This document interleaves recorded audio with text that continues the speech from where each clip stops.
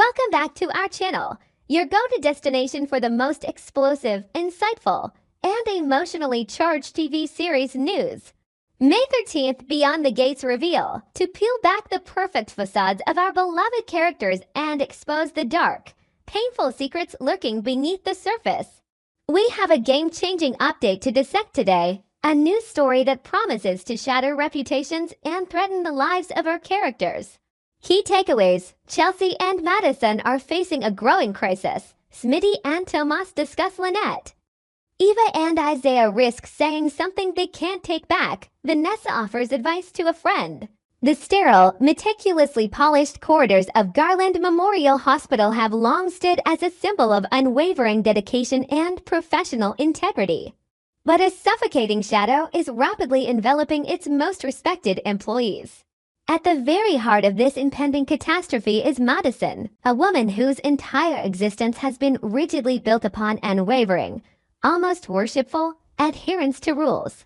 She has spent years of agonizing effort climbing to a position of immense respect, cultivating a pristine, untouchable reputation that now teeters violently on the brink of total destruction. Her impending marriage, once a radiant beacon of hope for happiness and stability, is now completely shrouded in a suffocating and paralyzing cloud of terror. The root cause of this impending downfall is the ultimate betrayal. It doesn't come from a professional rival, but from her own mother. Okay, I've been thinking about this and I just can't shake the feeling that everything is about to completely implode for Chelsea and Madison. Like, basically, poor Madison. Kenja is playing her so incredibly well right now, right? She is this quintessential, by-the-book rule follower, someone who has meticulously built her life to be absolutely perfect. She has this incredible job at Garland Memorial Hospital, which we all know is like the holy grail of stability in this universe. And she is literally on the verge of marrying the absolute love of her life. But wait, let me explain the context first. You really can't just look at Madison's situation without looking at the absolute hurricane that is her mother. Her mother's bizarre, new age antics are not just annoying anymore. They are actively destructive. And now, because of this massive medical malpractice lawsuit, everything Madison has worked so hard to build is hanging by a terrifyingly thin thread. I mean, not exactly, but something like that. The stakes are just incredibly high right now, and she is desperate for a lifeline. Actually, no, I should have mentioned Chelsea earlier. The malpractice suit isn't just a background issue for Madison. It is the core catalyst for the entire crisis. Madison desperately needs Chelsea's dad and sister to use their heavy-hitting legal brilliance to fix this mess. But does anyone really think it's going to be that easy? Of course not.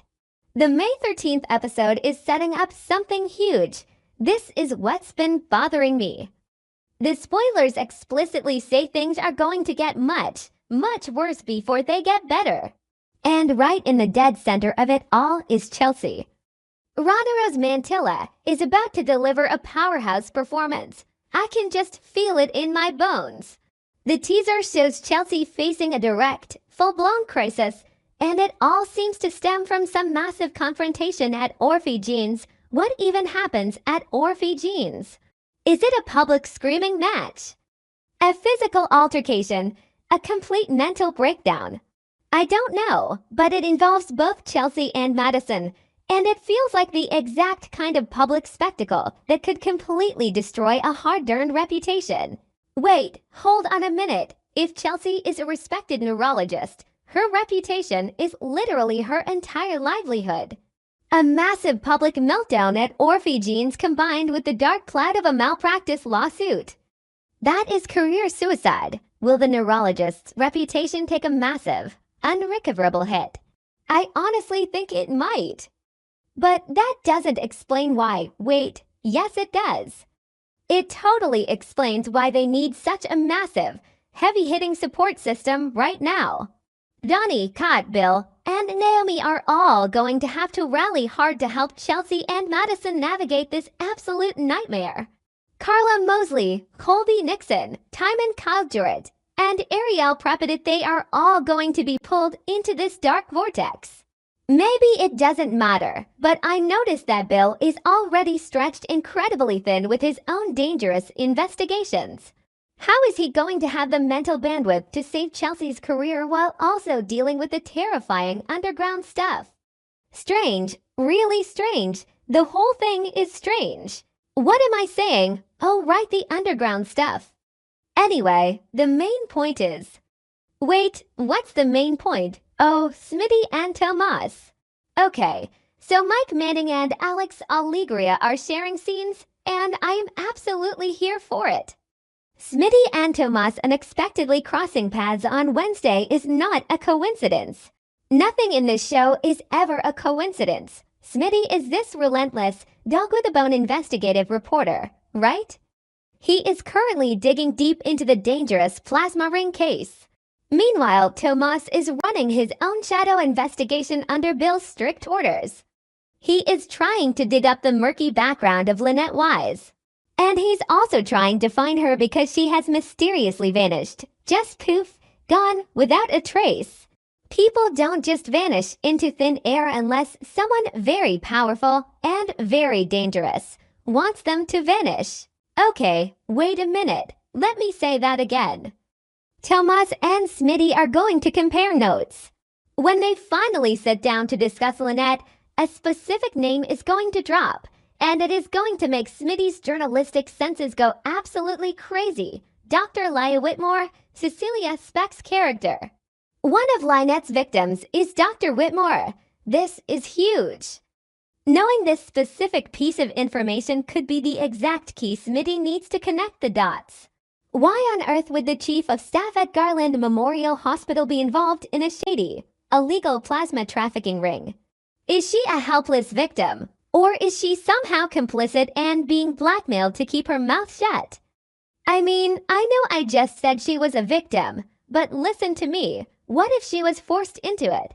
Or what if she stumbled upon the ring operating right under her nose at the hospital and they targeted her to keep her quiet? But wait, it gets so much darker. Tomas is revealing this highly sensitive information to a reporter out in the open. What exactly did Tomas tell Smitty about Lynette that suddenly makes him realize he and Bill are in mortal danger? Because the spoilers heavily hint at a deadly threat, someone is listening. Who eavesdropped on Tomas and Smitty's conversation? And how much do they actually know about Lynette and the investigation? If the ruthless people running the plasma ring know that Tomas and Bill are sniffing around, they aren't just going to send a polite warning. They are going to take them out. I am genuinely terrified for Tomas right now. His blind loyalty to Bill might actually get him killed. Or maybe not. I don't know. Maybe Tomas has a secret backup plan, but he usually acts with his fists before he thinks with his head. And while all this intense, life-or-death drama is happening in the shadows, we have Eva and Isaiah. Amber, Michelle, and Lami, honestly, they are usually the breath of fresh air we need. They are happily living together, seemingly completely unbothered by the absolute circus that is Eva's mother, Leslie.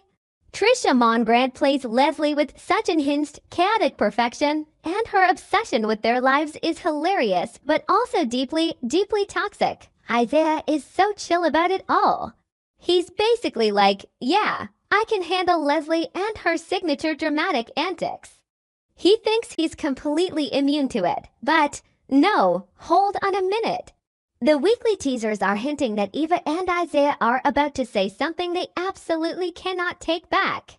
Words have immense power, and once they are out in the open, you can't just stuff them back in the box. So when does this catastrophic slip of the tongue happen? It looks like it's going to go down at Eva's early birthday party with Ted played by Keith D. Robinson and Leslie. Knowing Eva and Isaiah, they aren't the type to maliciously attack each other in public. So maybe they don't say something that destroys their own relationship. Actually, no. I should have thought of this earlier. What if they say something that accidentally reignites Leslie's psychotic, overbearing wedding planning dreams? Like, maybe they make an offhand, sarcastic comment about eloping, Or maybe they joke about a specific venue, and Leslie takes it as absolute gospel. Eva and Isaiah are about to face some serious trouble, but is it internal marital trouble? Or is it we accidentally unleash the kraken that is Leslie trouble? I lean heavily towards the latter, but the internal conflict for Eva has to be exhausting. She loves her mom, but she just desperately wants peace. And peace is the one thing you absolutely cannot have in this town. Okay, I know I just talked extensively about toxic mothers, but we absolutely have to pivot to Vanessa. Lauren Duglioli is just chewing up the scenery right now, and it is glorious. Vanessa is currently on this massive, aggressive defensive campaign, violently protecting her intense, all-consuming love for Joey. John Lindstrom is playing Joey with this perfect, intoxicating mix of charm and deep corruption. Vanessa will literally scream her love for Joey to anyone who will stand still long enough to listen. But she still hasn't fixed things with her daughter. Her daughter absolutely refuses to accept Joey's presence in their lives. And honestly, can you blame her? Especially considering the timeline.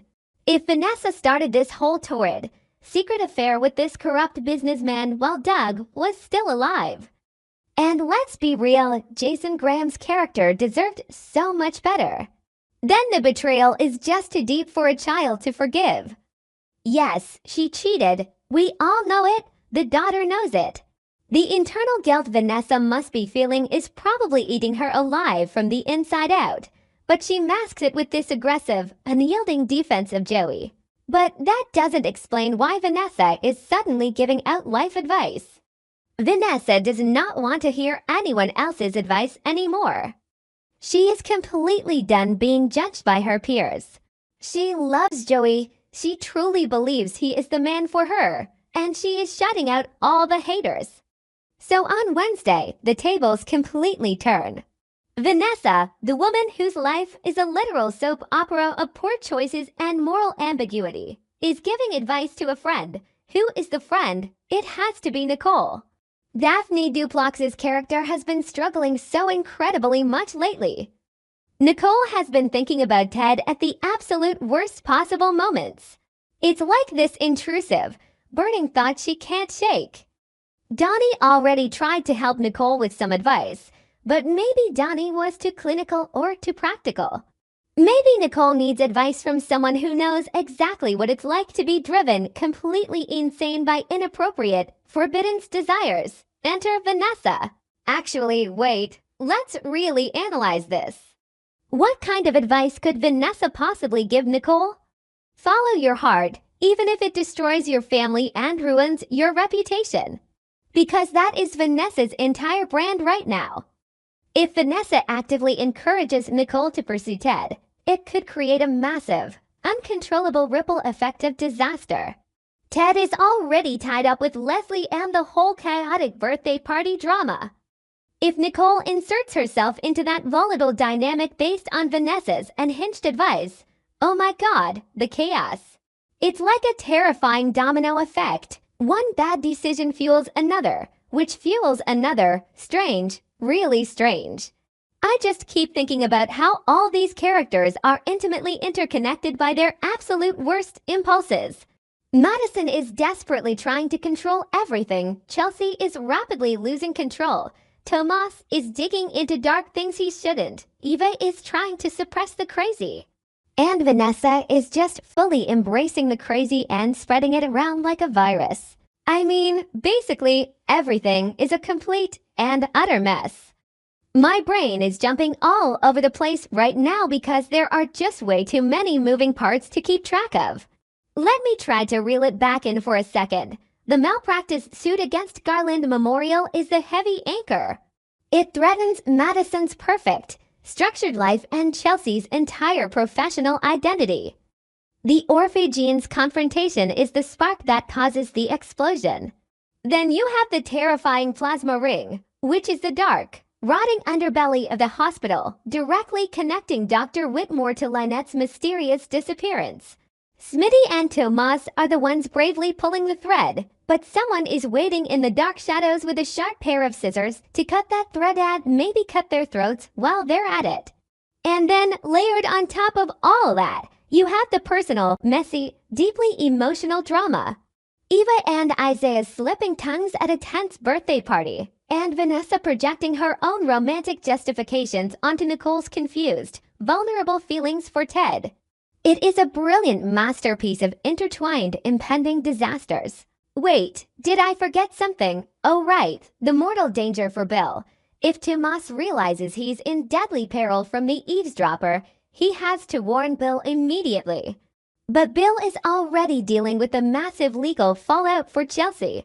How can one man successfully fight a corrupt, murderous plasma trafficking ring and a massive, career-ending medical malpractice lawsuit at the exact same time? He can't. Something is going to break.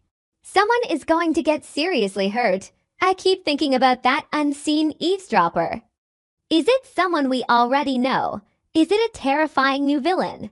Is it someone inside the hospital who has been secretly feeding information to the plasma ring this whole time? What if it's someone close to Madison? No, that's way too much of a stretch. Or maybe not. I don't know. In this universe, the person stabbing you in the back is usually the exact same one smiling warmly to your face. I just can't wait for Wednesday.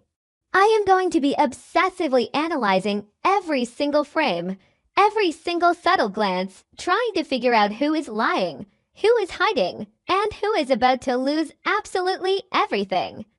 Okay, I need to take a deep breath. This show is going to give me a literal heart attack, but I am absolutely here for every single second of it.